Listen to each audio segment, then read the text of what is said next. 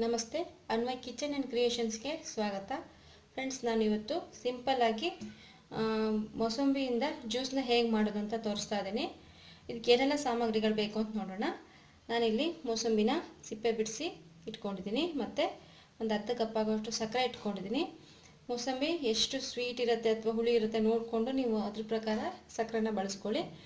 ಮತ್ತು 1 ಗ್ಲಾಸ್ ಆಗೋಷ್ಟು ಕೋಲ್ಡ್ ವಾಟರ್ನ ಇಟ್ಕೊಂಡಿದ್ದೀನಿ. ಇದಿಷ್ಟು ಬೇಕಾಗಿರೋದು. ಇವಾಗ ಹೇಗೆ ಮಾಡೋದು ಅಂತ ನೋಡೋಣ.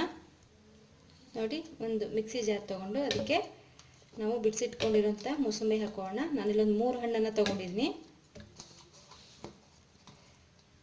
ಇದಕ್ಕೆ ಸಕ್ಕರೆ ಹಾಕೊಳ್ಳೋಣ. ಹಾಗೆ ಒಂದು ಸ್ವಲ್ಪ ನೀರು ಸೇರಿಸ್ಕೊಳ್ಳೋಣ.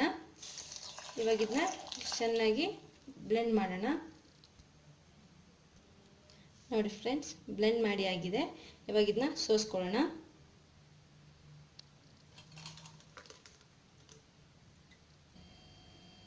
ನೋಡಿ ಫ್ರೆಂಡ್ಸ್, ಸೋಸಿದ್ದಾಗಿದೆ. ಇವಾಗ ಗ್ಲಾಸಿಗೆ ಜ್ಯೂಸ್ನ ಹಾಕ್ಕೊಳ್ಳೋಣ.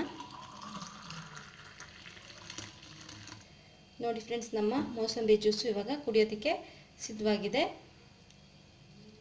ಈ ವಿಡಿಯೋ ನಿಮ್ಗೆ ಇಷ್ಟ ಆಗಿದ್ರೆ ಲೈಕ್ ಮಾಡಿ, ಶೇರ್ ಮಾಡಿ ಮತ್ತು ಕಾಮೆಂಟ್ಸ್ ಮಾಡಿ. ಹಾಗೆ ನಮ್ಮ ಚಾನಲ್ಗೆ ಸಬ್ಸ್ಕ್ರೈಬ್ ಮಾಡಲಿಕ್ಕೆ ಮರಿಬೇಡಿ. Thank you.